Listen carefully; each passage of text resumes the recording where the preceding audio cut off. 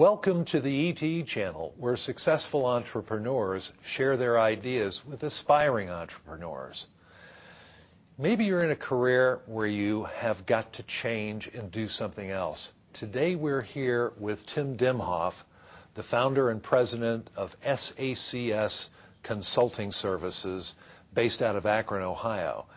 Tim had to change careers completely, forced to, and is now a highly successful entrepreneur businessman. Tim, you were a highly decorated police officer, a SWAT team member, a detective. Tell us what changed that career. Well, it was real simple. When God closes one door, He opens up another one. Only my door was way down the hall to the left, and I didn't see it. But unfortunately, it happened because I got injured. My plans were to go through the department, go through the ranking system, work my way up, and my goal was to run that department. I felt strong about that, and I wanted to do that, and that was my plan.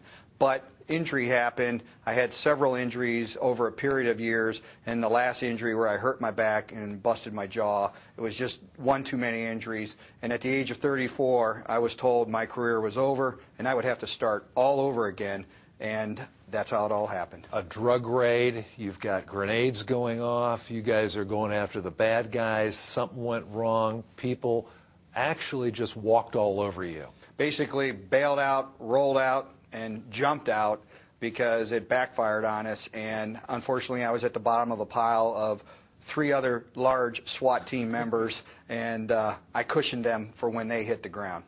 That is truly amazing. Tell us how you decided at that point when you were told you can't do this anymore, Tim. How did you feel, and then what did you decide to do?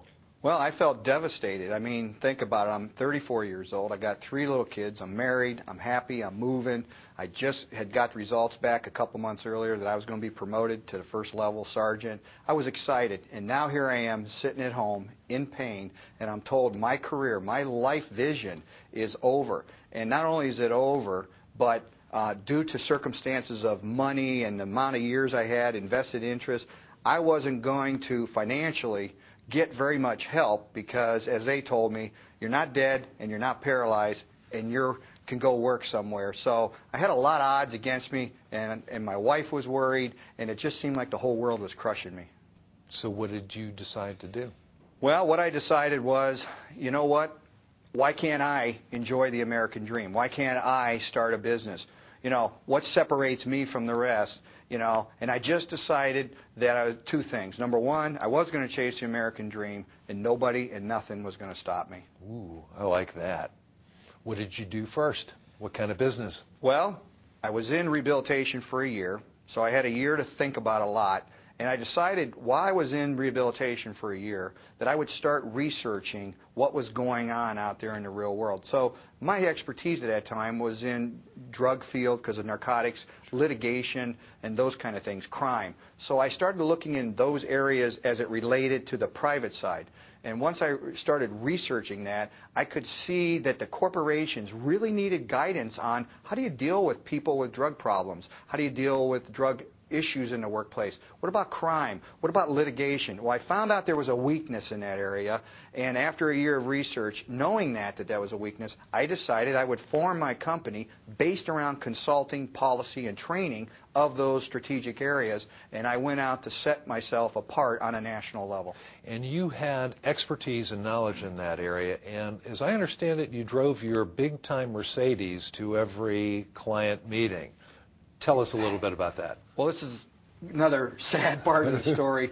And ironically, when I was on a department, I was a detective, I had my own car. So imagine this, you get injured, you got no job, your career's gone, and they come over and they take your car away. So I had no car. And my wife says, what are you going to do? How are we going to work? You can't even get to work. I scraped together $500. I went out and bought a 3-tone Chevy Nova, 3-tone blue Chevy Nova. That's 3 different colors of blue. I think I sold that to the dealership. Yeah, I probably bought it back then. But anyway, cracked windshield, and I used that as my first car. That's my company car to get to the place. The only thing is, when I drove it to businesses that I was knocking on their doors, I had to hide the car in the parking lot.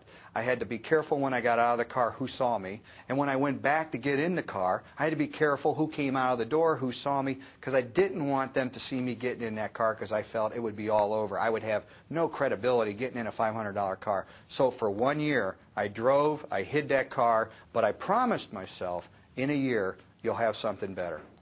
And did you? In a year, I did. Nothing extravagant. I bought myself a couple-year-old prison car back then, and it was a nice car, and it had one paint job color on it, and it was clean, and it didn't have a cracked windshield, and I wasn't ashamed to drive it to anywhere. And I told myself eventually I'd have something better than that, but I could be comfortable in that car. But I promised myself I'd never forget what it was like the first day, week, month, and the first year I was in business. So I took a picture of that first car, that three-tone blue cracked windshield, and I have that picture, and I look at it to remind me of where I am and where everybody else is when they start their businesses. And I promise myself never to stop helping people get rid of their cars, their cracked windshields, and help them succeed. Wow, that's great. Now, from that start, you have built a highly successful organization around human resource issues, drug-free workplaces, terrorism, secure workplaces, and secure from the standpoint of the personnel, meaning the boss, building businesses around businesses. All those are in security. But you've also branched out into other consulting services for business development. Tell us where you have come from and where you have gone to. Well, initially, the core of the business deals with pre-employment screening. We deal with human resource, developing policies and training. Then we jump into the security, doing security analysis, and then we do corporate investigations. So basically anything between hiring and firing that deals with people, policies, issues, solving problems, training, proactive and reactive. That's Sachs Consulting. Okay. Now, recently, in the last couple of years, I basically have expanded my love, and what that is serial entrepreneurship. I'm a serial entrepreneur. Either I want to bite into and help other businesses with their management and growth. Also financially, I've invested in some other companies. So I either want to help them get there, or I want to be part of that. And what we've done is we've grown what we call Sachs Business Strategies, which is basically helping people come together successfully to grow their businesses. Going back to that cracked windshield, I told myself at some point in time I'm going to be able to help others become successful. Give me some idea of the books that you've written. You've written 6. That's amazing. And building a business at the same time.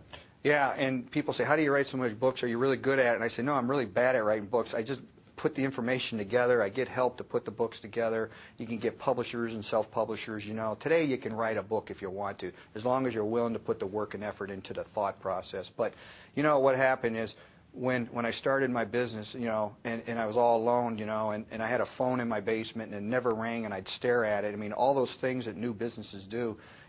I went out and I said, I'm going to build relationships. And what I said is there's 2 things in life when you're building a business. There's high technology and there's high touch. Okay? Everybody has high technology because you almost have to have it. It is a compliment. But the problem is most people let high technology lead their business. I let high touch build my business. I'm a firm believer in meeting people, develop relationships, develop trust. I want to do business only with people I've met, trust, and that like and trust me, and we can have a relationship, business and friendship, forever. And that's what I'm focused at, high touch. By doing that, I created some unique systems. Unique systems meaning I told people we don't write contracts in our business. If I'm going to do business with you, I'm going to shake your hand. I'm going to tell you we're going to deliver. I send you a letter and say, thanks for meeting. We're going to come through. Here's the price I told you. But we're not going to have 16 pages with notary on it, because all those contracts do is you end up arguing, fighting, and hiring lawyers and wasting time and money. So we built a business on the high touch, on the relationships. We built a business on returning phone calls to every single person that ever calls, And my staff knows that, and my people practice that, and that's important. So when we did all that, people would come back and say, wow, Tim, you should have never succeeded. And I say, what do you mean? They go, you're totally going against the grain. That's not the typical business, worrying about phone calls and relationships. And I said, I don't understand why it's the only thing. So out of that came, gee, I wish you could put that in a book. Well, after you hear it 300 times, a little bell went off and said, gee, maybe I should put it in a book, which I did. So I put the you in business, how to build a business from the inside out, because it starts with you. It starts with your heart and soul. And I built and put that book together, and it has gone berserko and still sells many years later. And I like to use that book as a tool, and it's a very valuable tool. So I think anywhere you have a success is a really strong basis for a good book. That's amazing. Tell me the name of the book again. The You in Business. And where can we find that? You can get it on Amazon. You can come to our website. You can go to some of the bookstores, Borders, and that, and you can look up my name or the name of the book, and you can get that book. There are many, many people watching this today who are thinking, I'd like to be a successful entrepreneur. What fundamental secrets, what fundamental things would you like to share with these people? Well, I think the first thing is when you start your business and you start to grow it, you got to create your culture.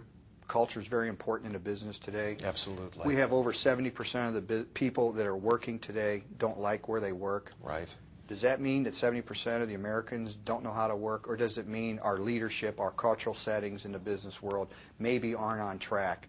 And I tell people, when you start to grow your business, don't forget what it was like day one. That is so important. Secondly, set the right culture in your company. Talk to your people. Set it. Keep working at it until you get it. And third, which I consider very important, is something I call failing forward. There's no such thing as failure. Failure only happens when you fail and you don't learn and you don't pick yourself up and go. The best lessons in life are failing forward. My people come to me all the time and I tell them, I don't care that you failed. I only care if you failed, you didn't learn, and you don't incorporate it in the next week, day, year. And failing forward is so important. And it's very important because all new entrepreneurs need to know one thing. It happens to everybody. Absolutely. Everybody fails forward. The most successful people in the history of this world all failed forward several times. If someone wants to learn more about your organization or about you personally, or get in contact with you for a speaking engagement, how do they contact you? Call me. Go to my website. Very simple, saxconsulting.com. If you can't remember that, liferage.com. Get you to the same spot. Liferage.com. It has been an absolutely true pleasure meeting with you today, Tim. Thank you so much for being here. Thank you for the opportunity. I appreciate it. Now, our job today is to learn from Tim and go out and make something happen. Thank you.